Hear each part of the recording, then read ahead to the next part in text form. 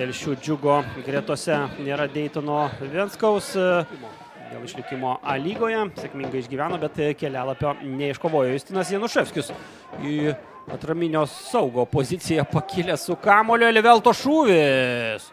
Labai stipriai ir netikėtai brazilas užtaisė savo pabūklą. Būtent aikštės centre telšiškiai turi pakankamai laisvės, priimdami kamuolius, jau ne pirmas toks epizodas. Šiuo atveju Rokas Rasimavičius iš dešiniojo krašto atėjo į pagalbą. Simonas Urbys prieigų. Urbys ir vos kamuolys nepataikė į vartų stačiakampių. Na, pasirodė vienu momentu, kad vis dėlto Skros jisai turės laiko atsikvėpti po šio penktadienio susitikimo. Ir aišku, visas dėmesys be abejo bei akcentas į šias rungtynes. Nu, čia neužtikrintai žaidžia panevėžiečiai ir tuo naudojasi Telšių Džiugas. Ronaldas Sobovalė muša įvartį, 30 minutė.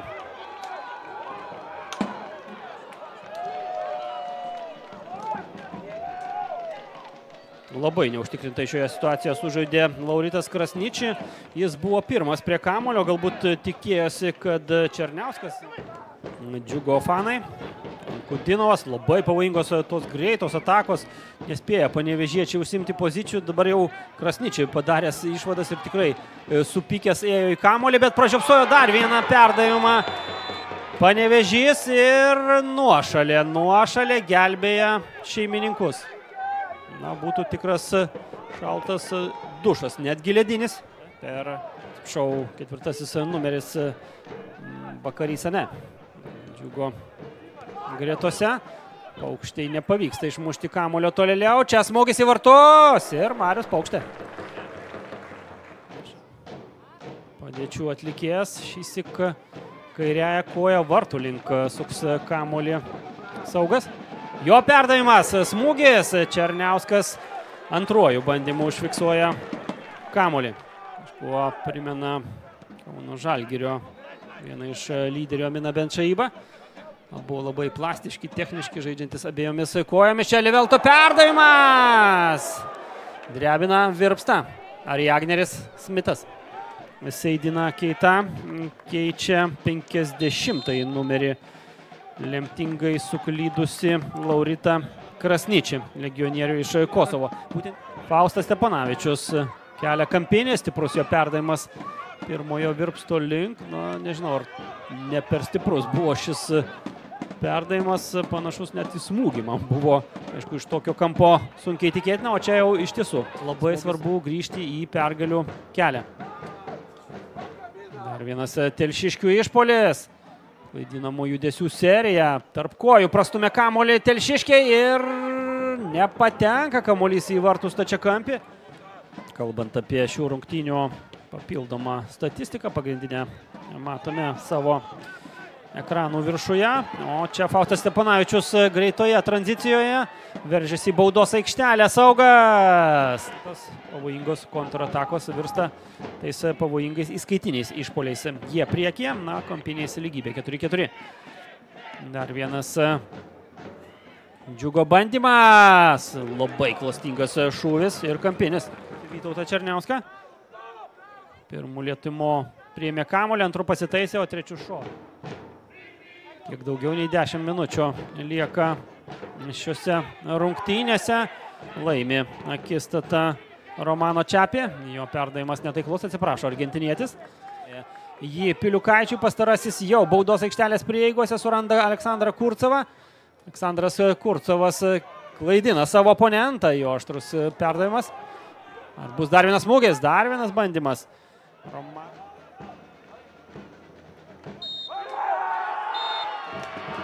Ir viskas, baigėsi rungtynės. Telšių Džiugas nutraukė Panevėžio 3 pergalių iš eilės seriją Top Sport A lygoje. 1-0 triumfuoja. Treneri, sveikinimai su pergalė. Vėl drabužinė jūsų girdėjosi Ice Baby. Kaip manot, kuo šiandien buvot geresni už savo varžovus? Labas vakaras, ačiū už sveikinimus. Tradiciškai padėka fanams labai tikrai geras palaikymas ir kuo buvom pranašesni, Panevėžys labai gera komanda. Individualiai stiprus, matosi, trenerio ranka irgi pridėta, bet aš manau, kad turėjom didesnį norą. Tai tas įtakojo, kad laimėjom rungtynės.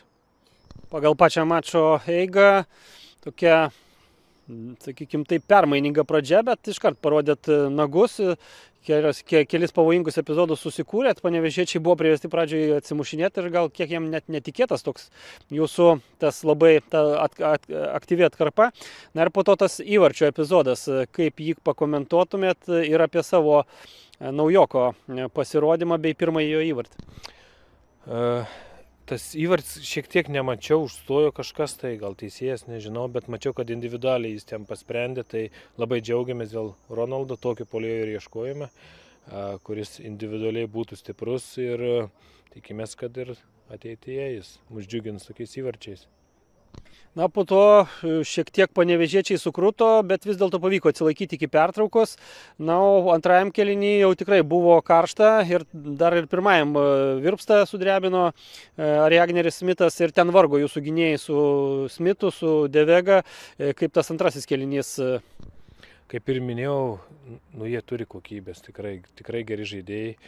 Ir tas antras kėlinys, ten irgi turėjo momentą, kur Sanė galėjo įmušti, tada 2-0 ir būtų sunkiau, aišku, bet sunkus buvo antras kėlinys, ten būtent atsarginio suolelio tikrai sunku yra iškęsti, bet vaikinam neturiu jokių priekaištų, labai gerai atidirbo ir svarbiausiai 3 taškai ir kaip minėjot, Ice bei Rūbiniai. Su Panevėžiu žaidėt 3 rungtynės šį sezoną ir iš 9 taškų 7, jeigu gerai skaičiuoju, iškovojat, panevėžiečiai tik 1. Parankus varžovas ar tiesiog, sakykime taip, jums sekasi? Nežinau kaip čia pasakyti. Žinot, sėkmė lydi tuos, kurie dirba ir kurie užsitarnauja. Tai vaikinai tikrai dirba treniruotėse, kovoja dėl savo vietos, tas ir įtakoja, kad, vadinkime, turime ir uždirbtos sėkmės. Aleksandras Kurcovas po keitimo pasirodė, na ir taip leidau savo pasamprotauti į eterį, ar nebus tik trenerio tokia disciplinos priemonė, kad neįmušė 11 metrų baudinio, bet aišku, tai pasakiau juokais, turbūt vis tiek buvo jūsų taktinis planas ir čia pagal planą, sakykime, taip sumanimas. Tai be abejonės, tas 11 metrų, tai čia ir pats esu neįmušęs ir pergyvenęs, bet čia nieko tokio, visi gali neįmušti ir didžiausi top žvaigždės neįmuša. Bet čia buvo taktinis, rotacinis, nes mes nesenai žaidėme rungtynės ir daugiau nieko. Po šios pergalės grįžtate į 5-ąją vietą, aplenkėt Vilniaus Žalgirį, šiek tiek atitolstat nuo Panevėžio, sąlyginai 3 taškais, bet turbūt malonu matyti taip rungtyniaujančią komandą. Kiek apskritai buvo galbūt svarbi šį pergalę prieš turnyro lentelės tiesioginį oponentą? Tai žinot, mes vis tiek esame mažas klubas, Džiugas, mažas klubas ir labai svarbu, kad mes visi kartu pakeitėme mąstymą, kad jeigu turėjom abejonių, dabar tikime. Ir tikime, kad galime mes dar aukščiau ir darysime viską, kad tik kiltumėm dar aukščiau ir tą pergalę, tie 3 taškai labai reikalingi bus sezono pabaigoje. Na ir kita savaitė taip pat pakankamai atsakinga ir sudėtinga. Taurės ketvirtfinalis laukia su Plungės Babrungu. Tikrai ne pats toksai parankiausias oponentas, nes Žemaitijos derbiai visada būna atkaklus, nesvarbu, kurios lygos žaidžia. Ir po to ir šalies čempionate su Kauno Žalgiriu, berods lyderiu. Ką apie kitą savaitę galite pasakyti? Prieš Plungės Babrungą bus labai sunki dvikova. Žaisiu, nepaslaptis, dabar mokinamės kartu pro licenciją prieš savo kambarioką. Tai bus tikrai įdomu ir turime labai susikaupti, išlaikyti koncentraciją, nes labai gera komanda, labai gerai treneris dirba. O antras Kauno Žalgiris, tai patys matome, kaip jie gerai šį sezoną žaidžia, padaro rotaciją, tie žaidėjai tą patį išpildo. Bet atvažiuos pas mus, o pas mus niekam nėra lengva.